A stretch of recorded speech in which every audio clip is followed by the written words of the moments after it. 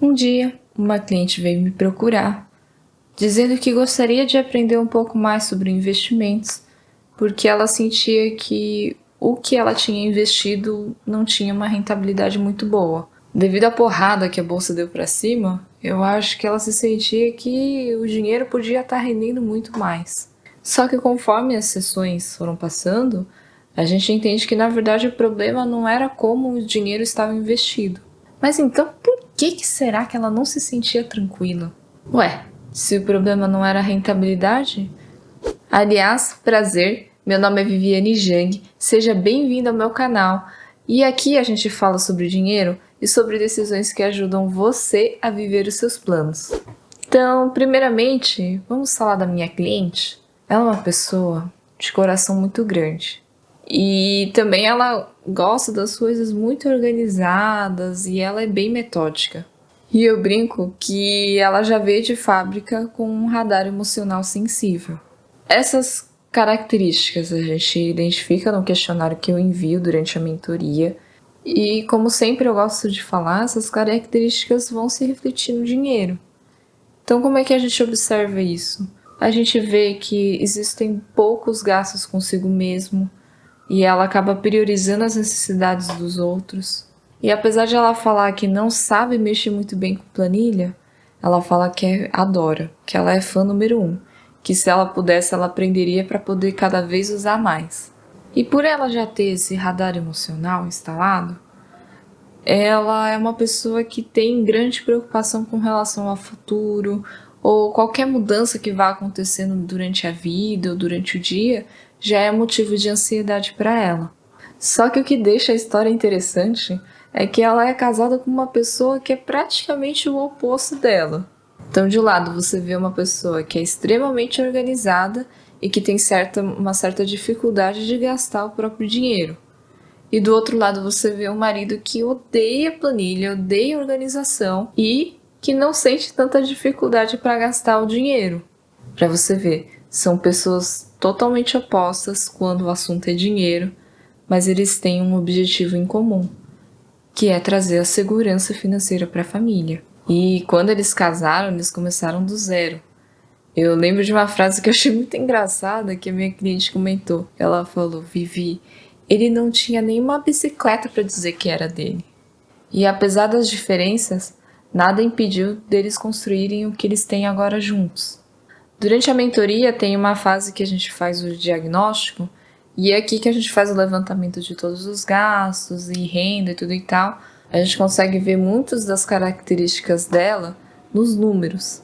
E isso eu acho que é porque ela é a mais brava da relação. Bom, que essa cliente não fique brava comigo. Como característica geral, o que a gente enxerga? Os gastos são menores que a renda. Você percebe que tem poucos gastos com consumo e principalmente gastos com eles mesmos, então com compras e tal. E você começa a perceber que agora eles estão iniciando a construção do patrimônio deles. Durante as sessões ela expressou o desejo de poder ficar um pouco mais com a filha e de realizar uma viagem grande em família. Só que durante o diagnóstico, fomos identificando algumas situações que não deixavam a minha cliente tão tranquila assim. Porque lembra que eu falei que ela já havia instalado de fábrica um radar emocional sensível? É aqui que entra um pouco da questão do autoconhecimento. Quando você entende como você funciona, você aprende a lidar um pouco melhor com as emoções. Um pouco. Pelo menos um pouco, né? Quais eram as situações que deixavam essa minha cliente um pouco desconfortável? O primeiro ponto é que como eles funcionavam, né? Eu preciso explicar um pouco da dinâmica deles. Então, a gente tinha os gastos que eram realizados no débito, tanto da conta dela como da conta dele, e os gastos que eram realizados no cartão de crédito e que ela conseguia visualizar porque ela conseguia acompanhar a fatura. Só que os gastos em débito que ele fazia na conta dele, ela não tinha como visualizar isso. Só que durante as sessões a gente foi observando que esses tipos de gastos foram deixando ela realmente um pouco incomodadas.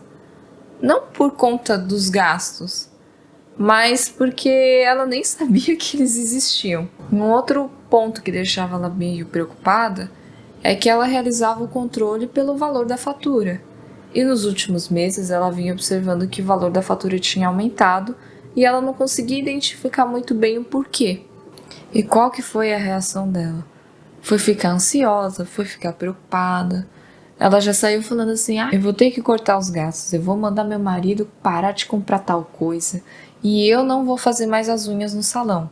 E aí que eu entrei e falei para ela ter calma, porque quando eu fui olhar para os números dela, eu só conseguia ver contas de casa, mercado, gasolina, tudo que eram gastos essenciais. Não tinha muito gasto que a gente poderia classificar como não essencial ali. Lógico, tinha algumas saídas para padaria, para alguns restaurantes, mas nada muito exorbitante. E outro ponto, ela não tinha por que ficar muito preocupada se os gastos eram menores que a renda. E aí que eu perguntei, quando foi a última vez que você comprou alguma coisa para você? E eu lembro de ela ter comentado de perceber que existe sim essa dificuldade. E a verdade é que não é só sobre cortar os gastos, a gente tem que também aproveitar um pouco a nossa vida, o presente, porque ele nunca mais volta. Só que uma coisa que eu disse para ela é que a gente tem que parar um pouco para definir quais são as nossas prioridades. E ela comentou das unhas, do salão e tal, e a pergunta que eu fiz para ela foi: você prefere fazer as unhas no salão ou de repente dedicar esse dinheiro para a viagem que você estava querendo fazer em família? E foi aí que ela comentou: não, mas é realmente fazer as unhas às vezes até enche o saco um pouco de ir pro salão e tal, e não tem perto de casa. Então vamos lá, quais foram as minhas sugestões para esse casal? Durante as sessões, eu já percebi que rolava um atrito entre a minha cliente e o marido. A gente já viu, elefante planilha. Se ela pudesse, ela controlava tudo mês a mês a planilha e anotaria todas as contas e os gastos. A gente sabia que isso não seria problema para ela. Só que isso esbarrava com o jeito do marido. Então qual que foi a minha proposta aqui? Que pode ser até um pouco polêmico, considerando alguns problemas relacionados ao uso do cartão de crédito. Eu quis aproveitar já a dinâmica do casal, quis aproveitar já como eles funcionavam mesmo.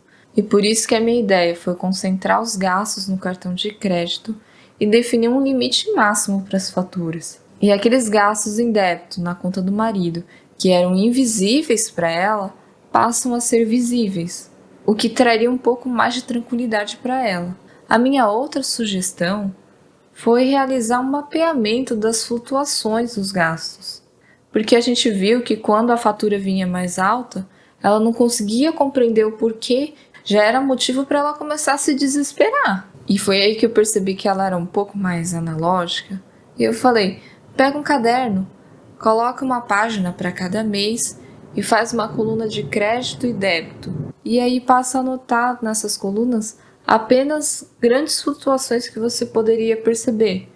Então, por exemplo, janeiro a gente sabe que já tem gastos com material escolar, então quanto que você espera que aumente naquele mês o valor da fatura? Ou então, no outro mês aconteceu de ter que levar a filha para o dentista, então quanto que você gastou? E também coisas futuras, né? Que a gente sabe, por exemplo, que no Natal, no Ano Novo, a gente já espera um aumento nos gastos com presentes, com festas e tudo e tal. Então já anota lá. Então, se ela de repente percebesse que o valor da fatura aumentou, ela já conseguiria detectar rapidamente o motivo. A gente ainda não chegou na fase de definição dos objetivos ainda, mas eu quis trazer porque eu achei que foram sugestões interessantes e que de repente poderia te ajudar. Mas entende que só quando a gente tem tudo isso organizado, os gastos e a renda, o quanto que sobra, é que a gente consegue definir o que a gente vai fazer daqui para frente. Voltando ao início do vídeo, a minha cliente me procurou reclamando da rentabilidade da carteira de investimentos dela. Mas entende por que um planejamento financeiro não inicia a gente discutindo sobre investimentos? Quando a gente não passa pelo processo completo de nos conhecer, entender o motivo das nossas decisões, como a gente funciona, a verdade é que você não vai conseguir mais tranquilidade sabendo que o seu dinheiro está rendendo mais. Porque Quando a gente cria um planejamento sem considerar o que somos, como pensamos e o que é importante para nós, a rentabilidade perde o sentido.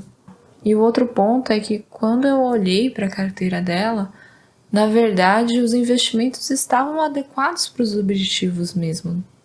Esses últimos meses a gente ouviu muito sobre o quanto a Bolsa Brasileira valorizou, e realmente quando a gente se deixa levar para as notícias, a gente pode acabar correndo um risco desnecessário e sem estar entendendo muito bem o porquê.